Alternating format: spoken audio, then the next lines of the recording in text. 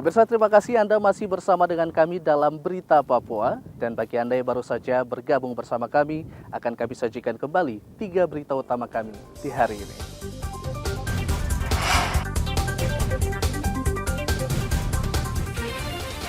Ratusan pendukung paslon gubernur berunjuk rasa di lokasi pleno rekapitulasi Kota Jayapura.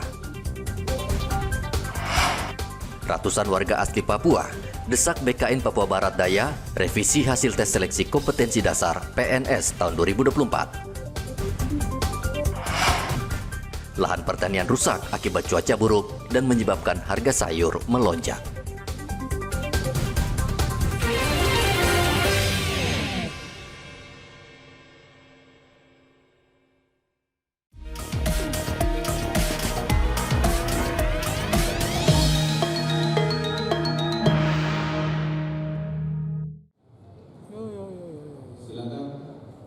Usai melakukan tahapan rekapitulasi tingkat Kabupaten Merauke, kali ini KPU Merauke menunggu gugatan dari paslon Bupati dan Wakil Bupati.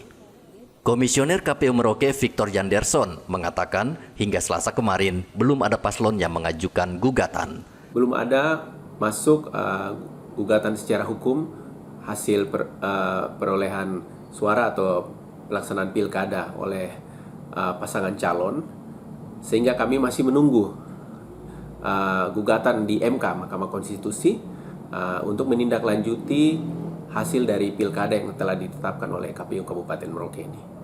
Kami pada dasarnya siap, kami sudah mempersiapkan, divisi hukum kami sudah mempersiapkan segala hal menyangkut apabila ada gugatan hukum perselisihan hasil pilkada ini, PHP, dan KPU secara nasional juga sudah mempersiapkan hal ini. Dalam beberapa hari ke depan akan dilakukan koordinasi nasional juga untuk divisi hukum dan teknis menyangkut PHP hasil pilkada ini. Pasangan calon bupati dan wakil bupati Merauke, nomor urut 4 Yosep Bladip Gepse dan Fauzun Nihaya, meraih suara tertinggi dalam pemilihan kepala daerah yang berlangsung pada 27 November 2024. Berdasarkan hasil rekapitulasi pleno yang dilakukan Komisi Pemilihan Umum Kabupaten Merauke, pasangan ini memperoleh 45.159 suara. Di posisi kedua, pasangan nomor urut 3, Henrikus Mahuse dan Ridwan, meraih 36.768 suara. Sementara itu, pasangan nomor urut 2, Christian Gepse dan Kusmanto, mendapatkan 24.246 suara. Dan pasangan nomor urut 1, Guntur Ohoiwutun dan Prayogo, hanya meraih 8.440 suara. Muhammad Ridwan melaporkan dari Merauke, Papua Selatan.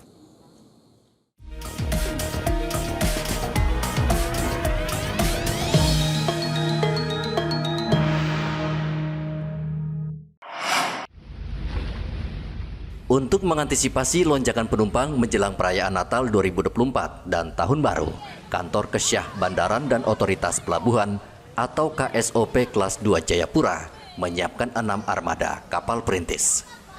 3 kapal itu yaitu kapal Sabuk Nusantara 81, Sabuk Nusantara 100, Sabuk Nusantara 98 akan dioperasikan PT Pelni Jayapura. Sedangkan Sabuk Nusantara 29, Sabuk Nusantara 45, serta kapal cepat Cantika Lestari dioperasikan oleh pihak swasta.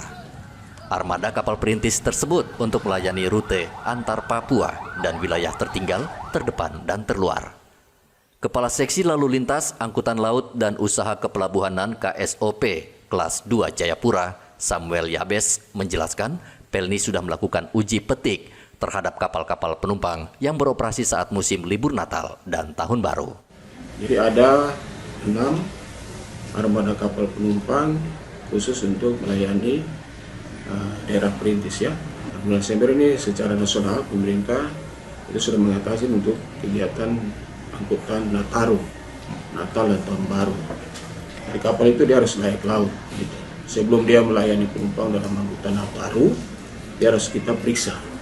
Istilahnya kita, tim kami, tim teknis kita dari inspektur akan naik untuk periksa untuk menyangkut dengan layak laut daripada kapal ini. Sehingga kalau sudah diperiksa, maka akan ada rekomendasi yang dikeluarkan untuk bisa melayani penumpang. Nah itu yang baru kita lakukan.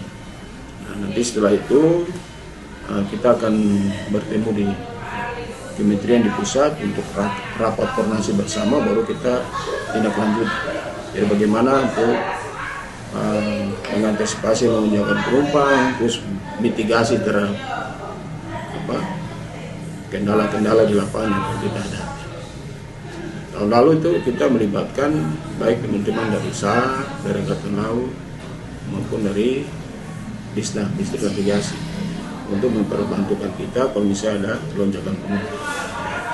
Nah, selama ini kita di Pelabuhan Jayapura, khususnya dari Jayapura keluar tuh paling banyak itu berpergian dari Jayapura ke Nabire. Kita tahu Papua Tengah ini kan dia penyokong dari beberapa kabupaten di Republik Indonesia. Nah, itu paling banyak nih dari sini. Dan paling taruh tujuannya, karena dia harus ke Diai, Kaniai, kemudian sampai di puncak itu semuanya melalui Nabire. Transportasi laut dengan kapal perintis merupakan program subsidi pemerintah melalui Direktorat Jenderal Perhubungan Laut. Kapal tersebut menjadi primadona dalam menghubungkan daerah satu dengan daerah lain, khususnya wilayah terpencil, terluar, dan tertinggal. Dari Kota Jayapura, Papua, Hendra melaporkan. Pemirsa, informasi tadi mengakhiri jumpa kita dalam Berita Papua. Saya Heri Orun mewakili seluruh kerabat kerja yang bertugas mengucapkan terima kasih atas kebersamaan Anda. Selamat pagi, selamat beraktivitas, dan wanyam.